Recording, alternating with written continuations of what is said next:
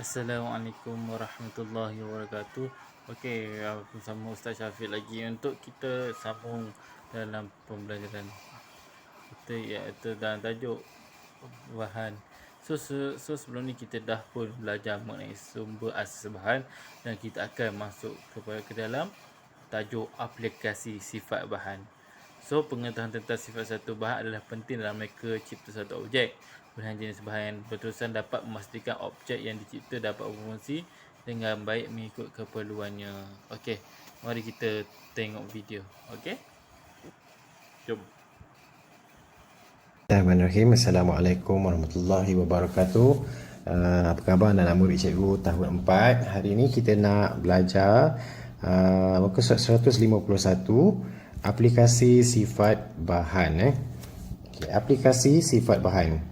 Pengetahuan tentang sifat sesuatu bahan adalah penting dalam mereka cipta sesuatu objek.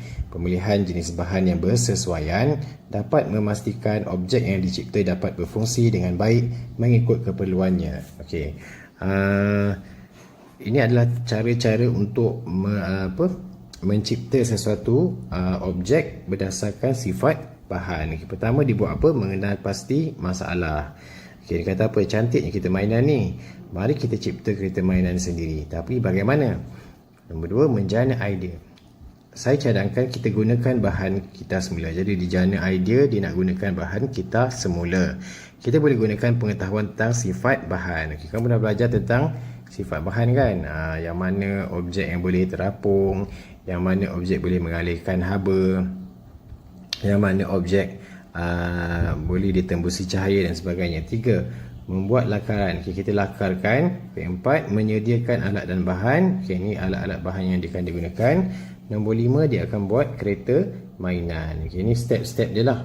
Okay, cikgu nak kamu cuba buat satu kenderaan, tak kira kereta ke, bot ke, kapal terbang ke, yang menggunakan bahan-bahan kita semula dan mengaplikasikan sifat bahan. Okay, sambung baca dulu. Okay, pemilihan jenis bahan untuk mereka cipta objek. Sesuatu objek dicipta berdasarkan kesesuaian sifat bahan dengan fungsi objek tersebut. Cuba perhatikan situasi di bawah. Situasi 1. Okey, tengok dia, ini adalah periuk lah. Okey, mengapakah kebanyakan alatan memasak seperti periuk diperbuat dari logam? Kenapa? Cuba bagi sebab. Kenapa periuk ni diperbuat daripada logam? Kenapa periuk tak dibuat daripada kayu? Okey, contoh situasi 2, mengapakah kain kapas paling sesuai digunakan untuk mengelap cecair yang tumpah? Kenapa kain kebanyakannya dibuat daripada kapas? Kain untuk kain lap lah. Kenapa dibuat daripada kapas? Kenapa tak dibuat daripada plastik? Kenapa tak dibuat daripada kertas? Okay, kan? Contohnya kan. Jadi kain lap ni dibuat daripada kapas kerana dia paling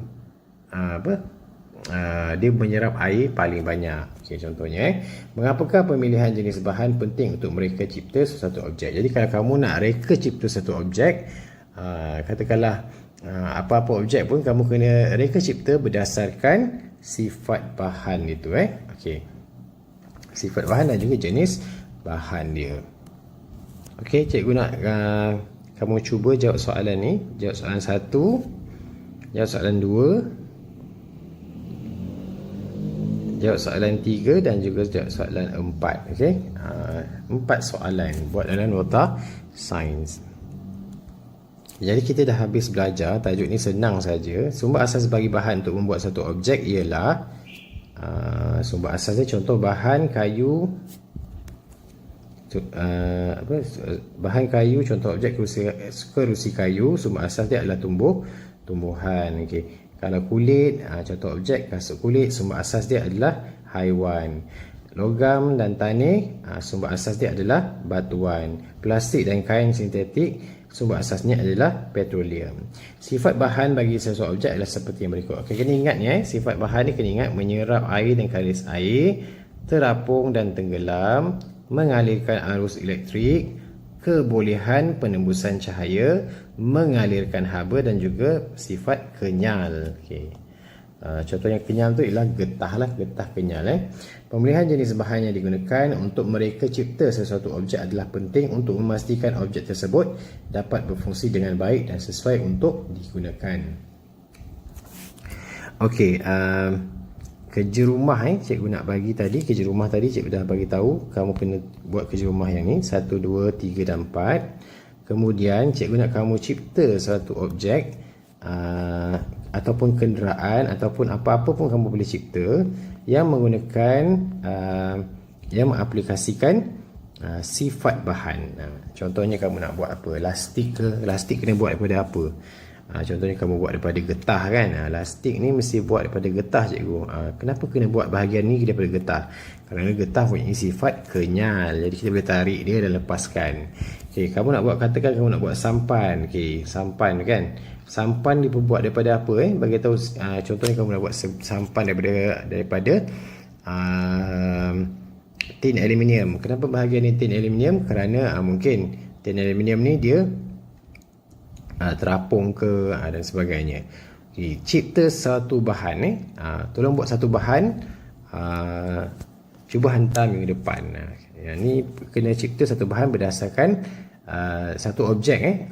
Cikgu kalau boleh nak buat kenderaan lah, buat kereta ke, sampan ke, Google macam mana nak buat kenderaan menggunakan bahan kita semula. Contohnya nak buat bot, buat kereta, buat kapal terbang dan sebagainya. Okey, kerja rumah yang mudah sahaja. Okey, Assalamualaikum warahmatullahi wabarakatuh.